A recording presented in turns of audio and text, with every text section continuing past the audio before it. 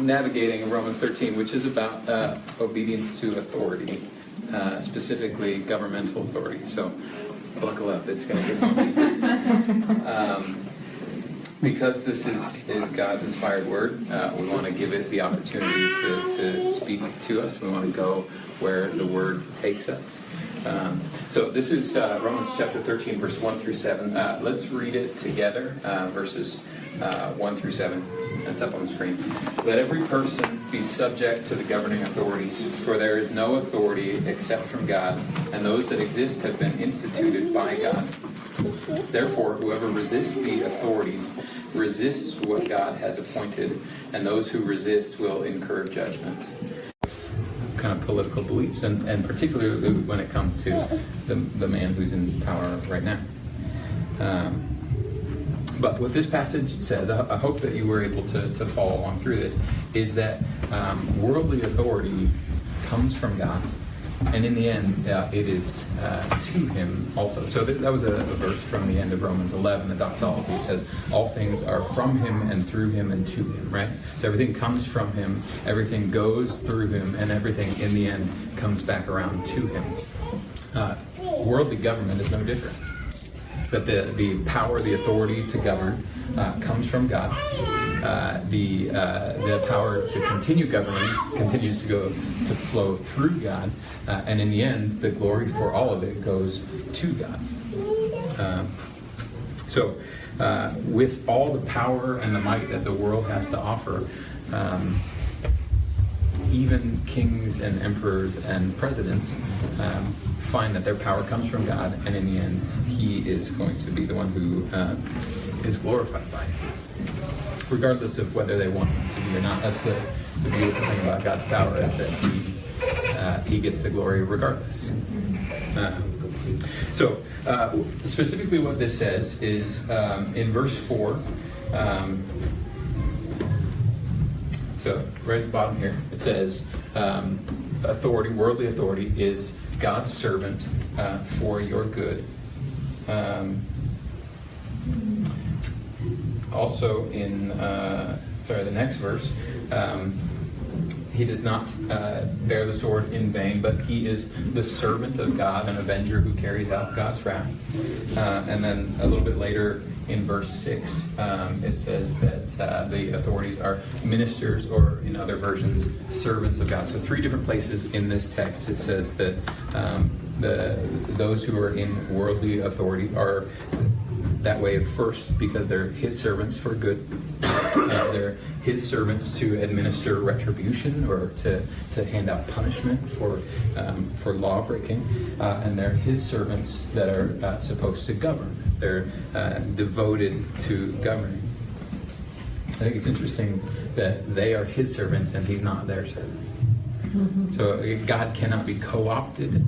The Republican Party has no ownership of God's authority. Instead, His authority overrules whatever they would have to say. And that applies to both sides. This is not a red or a blue thing. This is God is in authority, and nobody can claim any authority over Him. No king, no emperor, no president has ever surprised God to the extent that God is like, I'm not going to mess with that dude. I was in complete control until this guy became president, but I'm not going to mess with that bad muchacho. There just hasn't ever been a person like that. And there have been some pretty impressive leaders throughout history that like we would look at and go, I'm not going to mess with Napoleon. I'm not going to mess with Stalin. I'm not going to get in this person's way. And God is not at all afraid, because they bow to Him, He doesn't bow to them.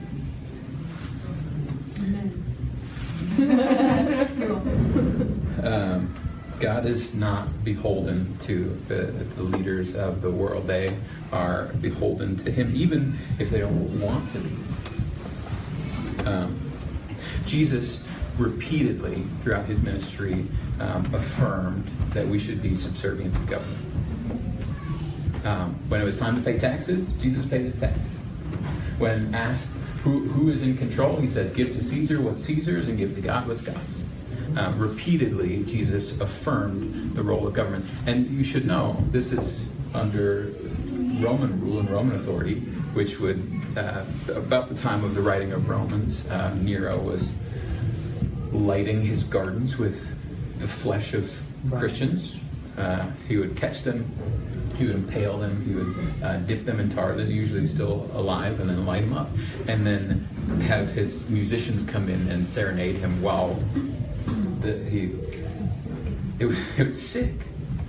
And this is the climate in which Paul writes, be obedient to the government that God has put in place. God's not afraid of Nero. God's not beholden to him. Jesus repeatedly said that one of the ways that God works in the world is through the government. Now, where this gets tricky is that I don't believe that this is telling us to write a blank check of obedience to whoever's in charge. The idea that Jews should have to blindly obey Hitler would be repulsive, right? The idea that Christians in Roman times should march into Nero's palace and turn themselves over to be turned into torches. That's repulsive, that idea.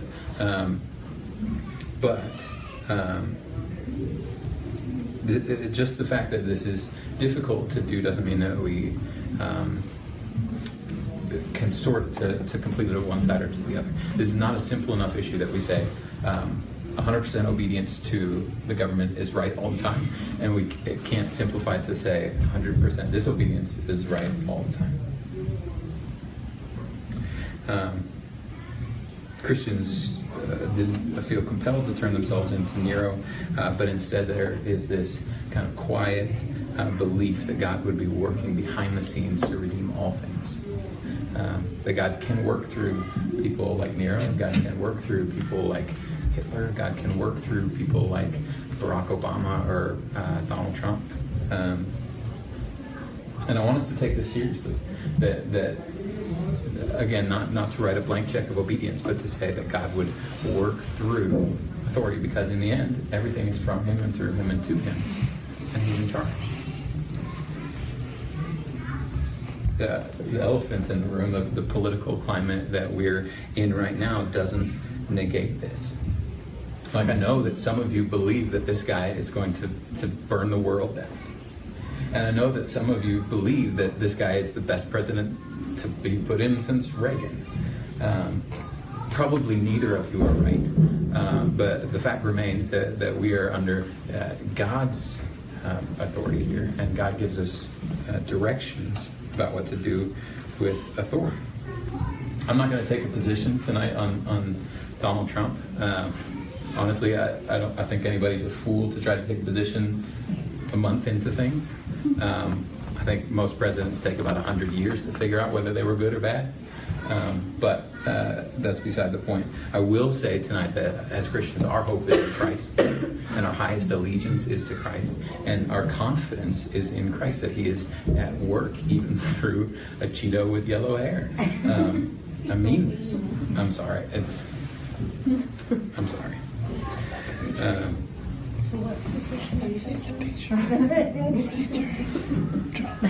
Maybe he likes Cheetos. That's true. You could say anything bad about a Cheeto. Let me offer a clarification here. How is it possible that in the middle of bad leadership, that God's will could still be accomplished in the world? Because if you're in the camp that says this is bad leadership, I want you to know that God's will can and will still be accomplished over the next 4 years. Because it's not the government who causes God's kingdom to come in the world. There is no elected official that moves the ball forward in terms of the kingdom coming. That is something that is given to the church.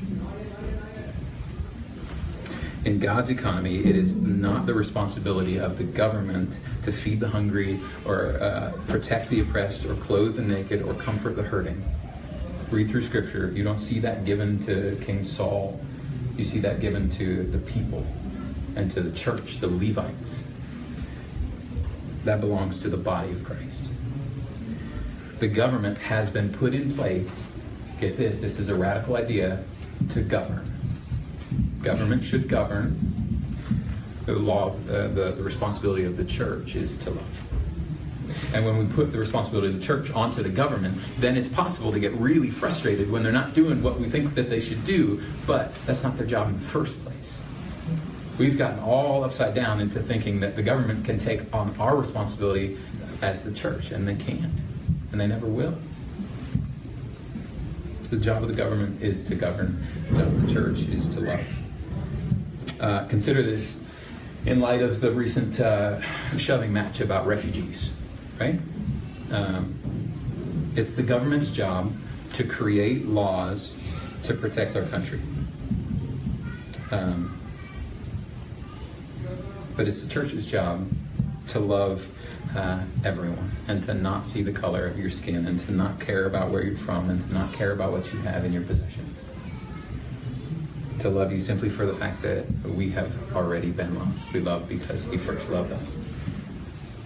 And so, let the government make laws to govern. Let them do what they set out to do, which is to protect their people, and yet let the church pray for the oppressed and sacrifice for the good of those that can do nothing for us. Pray for the refugee, pray for the ostracized, pray for those who have nowhere to go. It's not a political thing, it's a family of God thing. So the government can govern, and the church can do the church, and I don't see any conflict here.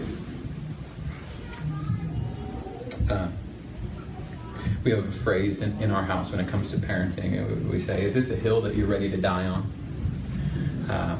When you're parenting a 3-year-old, you got to decide. I told him to take 3 more bites, and he has only taken 2 more bites, and he has shut his mouth. Is this a hill that I'm willing to die on? Yes. Is this an argument that I will go to the rails to win?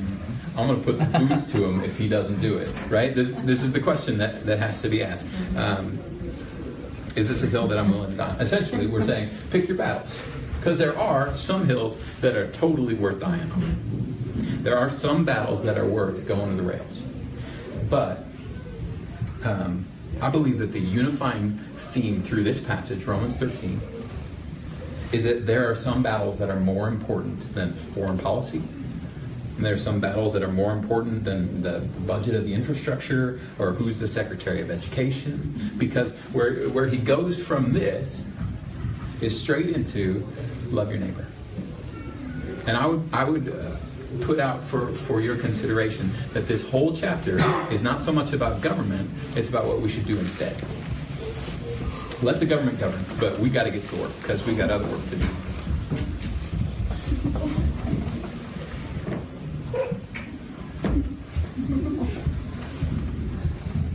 Chapter 12, if you remember, chapter 12 had essentially 2 sections. The first section was talking about loving your neighbor in the church and gave instructions for loving the people next to you in church. And then the second section was about loving your neighbor outside of the church and how to weep with those who weep and mourn with those who mourn, even if they believe differently from you. And where he goes after that section on authority, he comes in here and very next verse, he says, for the commandments are summed up in this word, you shall love your neighbor as yourself.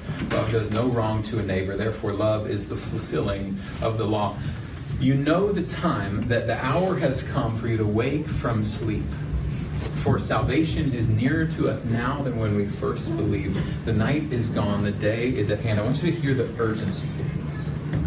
He has said in Romans 12, love the people in the church. After that, he says, love the people outside of the church. He breaks for a second. He talks about government. And then he comes right back and he says, time is short. The night is almost over. The day is at hand. So then, let us cast off the works of darkness and put on the armor of light. Let us walk properly as in the daytime, not in orgies or drunkenness, not in sexual immorality and sensuality, not in quarreling and jealousy, but put on the Lord Jesus Christ and make no provision for the flesh to gratify its desires. In my reading of this passage, Paul's intent is to say, let the government govern because time is short and you have more important things to do. Like love your neighbor. The night is nearly over. The day is almost here. The time has come to wake from sleep and move with purpose, to cast off darkness and to clothe ourselves with Christ. It's telling to me that if you read the life of Christ, he never pursued political power. Even though he could, right? There's the triumphant entry into Jerusalem, and there's people waving palm branches at him, and they wanted to put him on a throne. And if he had wanted to, it would take one word, and he could have all the political power that he wanted. There was a moment in the desert where Satan says, "Look, all of this can be yours," and all it would have taken was a word. But instead, what Jesus realized is that political power does not equal changing anything. There are more important things to be doing. Things that make actual change. Instead of doing those things, instead of ascending the throne in Jerusalem, he had dinner with Zacchaeus. And he hung out with lepers and sick people, people that were lonely and isolated, people that had been rejected by the church, maybe even some refugees. What I want us to think about here is the possibility that if we took all of the energy that's currently being put into winning arguments on Facebook, and we instead focused that energy on loving God and loving our neighbor, like truly loving our neighbor, not just in word but in deed. Like, can we say that we actively, intentionally love our neighbors? Your coworkers should know that you care for them, not because you tell them that you care for them, but because when they need something, you're there. Because you show them.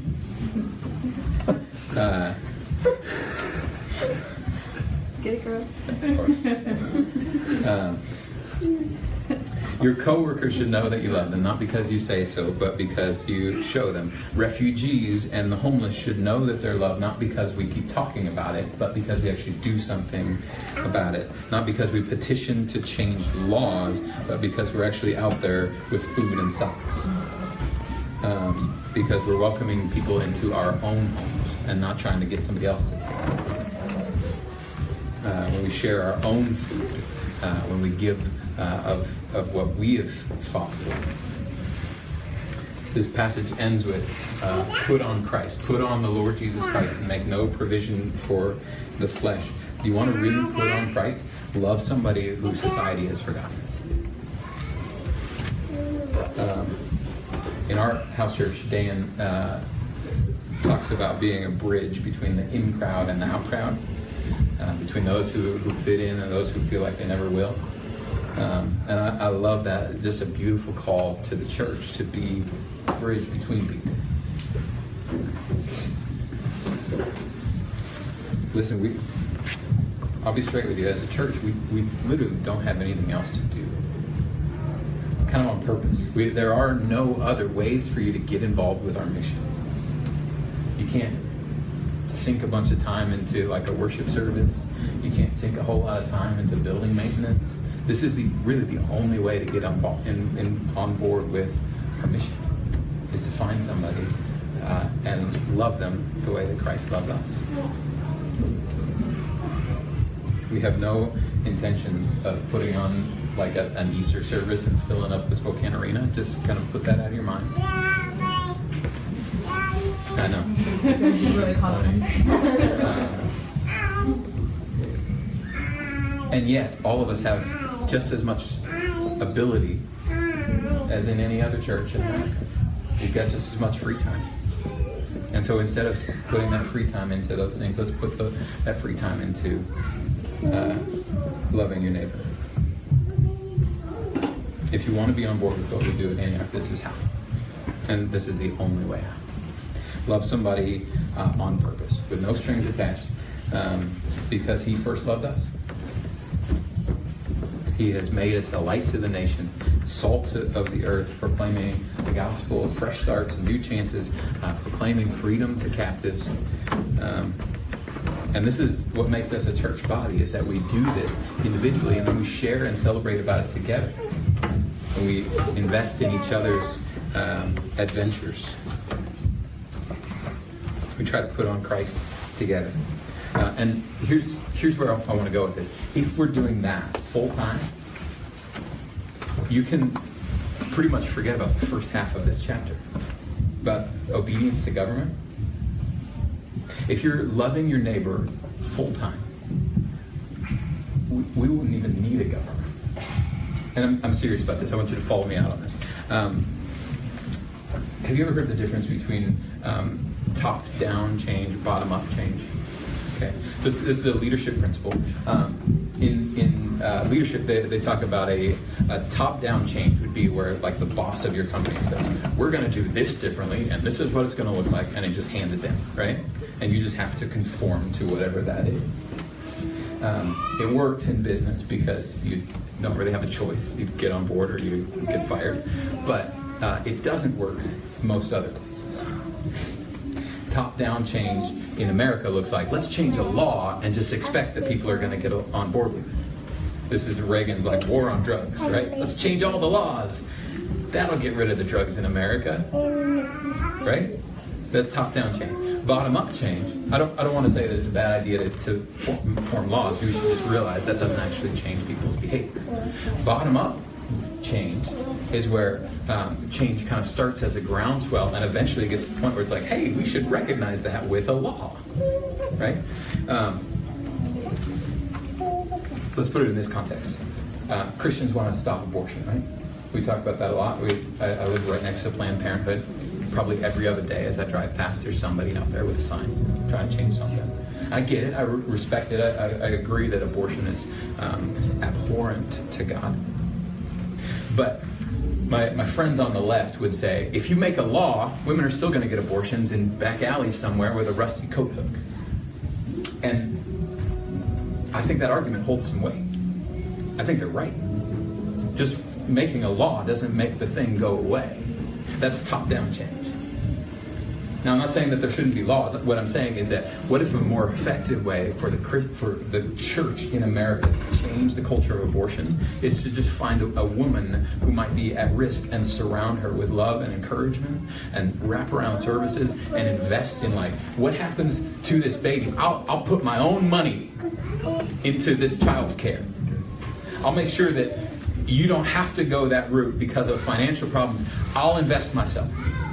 I'll sacrifice to make sure that you're surrounded. I'll make sure that you have community. And over time, if everybody did that, if each of the millions of Christians in America did that, I think that might be more effective in making change than just instituting a law and expecting people to get on board with that. That makes sense? Like, let's get to the law eventually. Let's do that. Because nations shouldn't have laws that permit the killing of millions of innocent people. But let's also let the church be what the church is supposed to be and provide bottom-up kind of change. Think about in terms of drug use. We can make laws, or we can surround people with the resources that they need that wouldn't drive them into addiction in the first place. We know about the causes of addiction, where this kind of stuff comes from, and yet we invest all of our money in making legislative changes instead of making loving your neighbor kind of changes.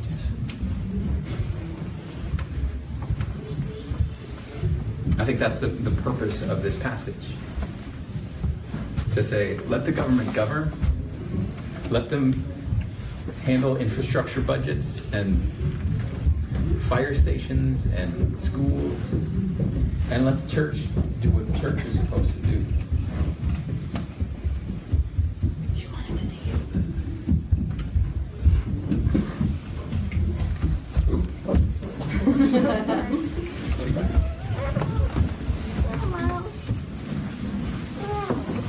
I know this is a bit of a cliche, but I really believe that what Satan wants more than anything else is just to distract the church.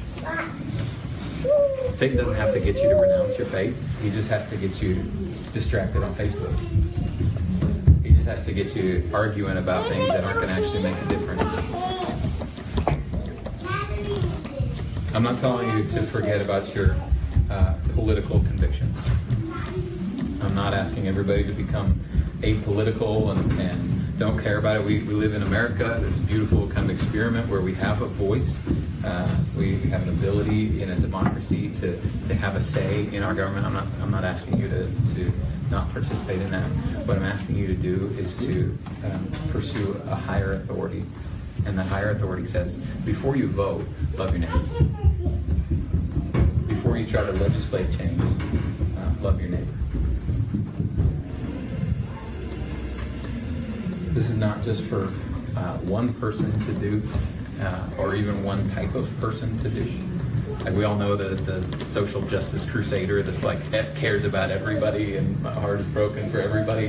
This is not a them thing. I mean them too. But this is for all of us to say, if we're serious about believing God when He says this, then we should live like this, right? That's the switch that He's made.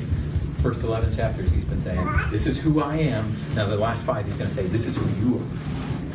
And who we are, who He has told us that we are those who love our neighbor as ourselves, who try to outdo one another in honor, who carry the burdens of those that can't carry them themselves.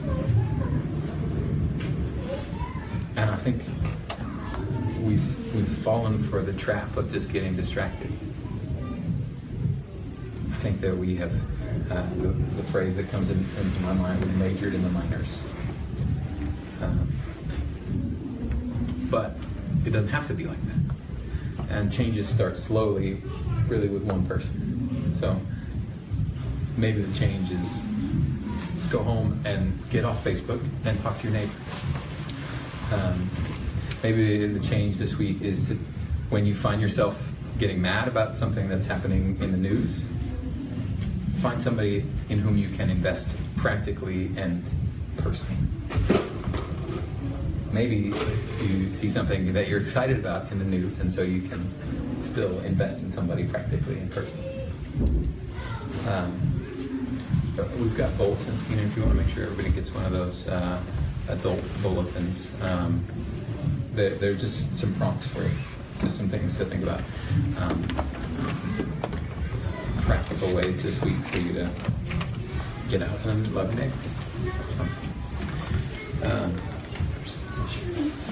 Why don't I pray, and then we'll spend a little bit more time saying, and then take communion again. Lord, we love you,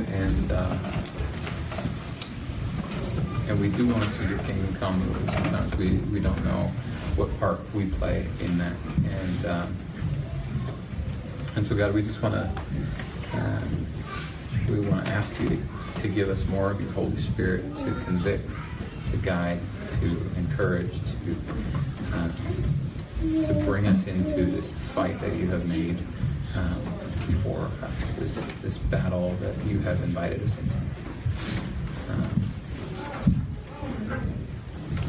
Lord, we love you.